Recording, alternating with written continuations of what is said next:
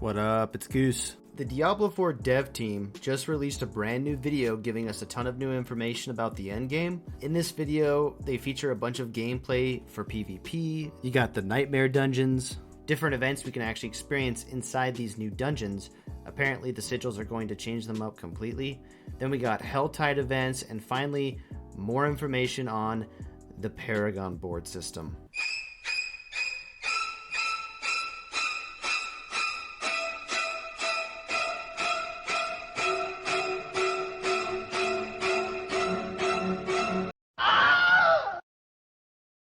The reaction to this new visual showcasing was not very enthusiastic, to say the least, probably because they didn't show the rare or unique nodes you'll get to choose from. But let's go ahead and talk about some of the gameplay you're seeing here. Be sure to like and subscribe and hit the notification bell if you enjoy the video and want more content in the future. Alright, so let's go ahead and talk about PvP for a second, because a lot of players, including myself, have wondered what the PvP system is going to look like in Diablo 4, and if Blizzard even plans to incorporate such a system. Looks like PvP is going to definitely be in the game, so that's good news for all you PvP lovers out there. These areas will be designated areas called the Fields of Hatred, and you'll be able to just wander into them. And the Fields of Hatred are areas in Sanctuary that have been tainted by the hatred of Mephisto. Apparently, these will be the only areas you'll be able to fight against other players, but they do seem fairly interesting. In these areas, you'll be able to collect shards, but before you can take them back to the vendor to purchase all that sweet loot, you'll have to purify the shards in the zone. And that's when other players are going to be notified that you're trying to purify your shards, and they can come and try to kill you and stop you. Now, I imagine there'll be some sort of status bar or countdown timer as you're purifying this. I don't know how long it's going to take. It's going to be pretty cool.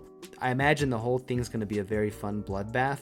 And if the players do manage to kill you, they can take your shards and collect them for themselves. They'll just take it right off your corpse. If you do manage to purify your shards, you leave, you go to a vendor, and you realize, oh shit, I don't have quite enough shards to get that item that you want. If you purified your shards, are they safe?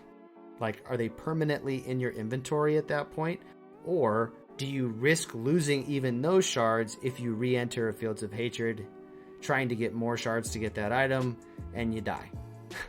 That's gonna be super fun and exciting to find out. One thing I really hope for is that they didn't implement some limiting system where you have to use PvP gear in the Fields of Hatred, much like they do with like World of Warcraft. I like the feeling of finding powerful loot outside of that and being able to use that against other players. Because if they just design these sets that you have to use for PvP, or they scale differently for PvP, like some sort of disadvantage to using PvE gear or something like that, then it just kind of deteriorates the sense of accomplishment. You know, what you find in the PvE environment should set you apart from other players. If everyone's just on the same playing field every time they go into the Fields of Hatred, it's going to feel kind of lame. So basically, I hope the items at the vendor are mostly just cosmetics, and then maybe you could sprinkle a couple of items in there that you can only get through PvP, like if you reach a certain milestone, like you kill 50 players or something. That would be absolutely insane. Now let's go ahead and talk about the Paragon boards. The reaction wasn't the best, and I think it really has to do with the footage they showed during the video. It was basically just of a player choosing a bunch of stat nodes, like basic stat nodes, dex or strength or willpower. Very strange and very boring. I don't think Blizzard thought that went through too much. But you will also be able to unlock certain glyphs, which will have bonuses based on the surrounding nodes you also unlock. You'll also be able to upgrade those glyphs shown here. There will also be legendary nodes that will be a lot more rare. They'll most likely be located in the very center of the board. As you can see here with this legendary Warbringer node, while your Fury is above 50%, you deal 30% more damage. Finally, you'll be able to obviously rotate the board and match certain things to your playstyle. They've kind of already covered this in other videos, so let's go ahead and move on. They also showcased more about the Tree of Whispers. Now, we've seen some artwork about this, but it's the first time we've really heard them talk too much about it. This tree has some sort of a grudge against you as the player, and you will be serving and doing some sort of bounty system for the tree, where you will complete and you'll be given special rewards for your offerings. This is tied to the endgame system and won't be accessible until later in the game. But I like the fact that they are adding unique feeling quests or events that we can participate in. My biggest question or concern is, are these going to be fun and unique, or are they going to feel like a chore at the end of the day?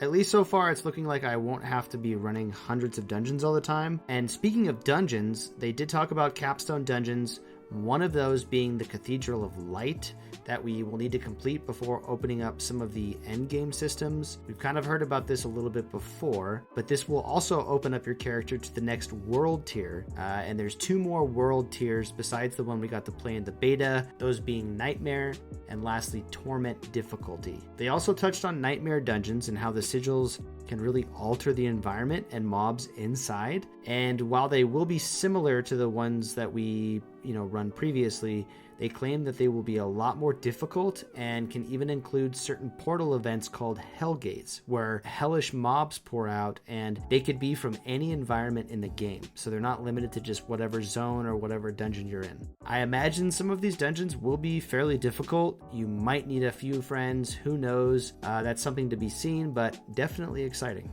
Now there are over 120 different dungeons to play, but each one of those will be upgradable or, can be altered with these Nightmare sigils. My only concern is, how redundant are these dungeons going to be over time?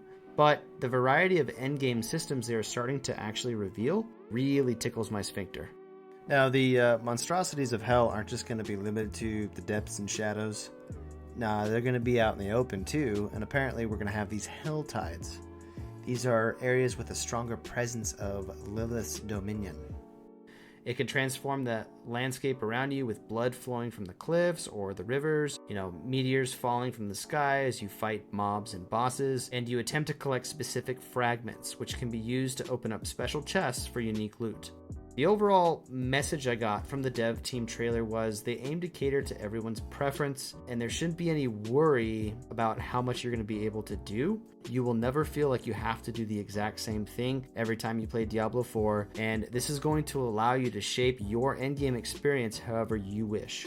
The launch of Diablo 4 will be an interesting time, but the devs state that there is much to look forward to, and it's really just the beginning. It was also recently announced that the first ladder will start 2 to 3 weeks after the launch date, which is awesome, given that my impression was it was at least going to be a couple of months. So the fact that they're actually going to start the first season right away is pretty awesome. It does kind of suck because I'm going to start a brand new character, and then 2 weeks later, I'm going to have to do it again. But I'm going to be having so much fun that I'm not really too concerned with it. I think by releasing the seasons right off the bat and not waiting 3 or 4 months or whatever like they did in Diablo 2 Resurrected is a great thing for the game and a great thing for everyone involved. So which parts are you looking forward to? I'm certainly excited to see what PvP has to offer in this game. Are you skeptical about the Paragon system? Which endgame system do you like? And what do you think will have the best loot? What looks to be the most fun and exciting aspect of the endgame? So that's going to wrap up this video, guys. Thank you so much for watching. Again, if you love the content, like and subscribe, click the notification bell. I love you guys, and as always, goose out.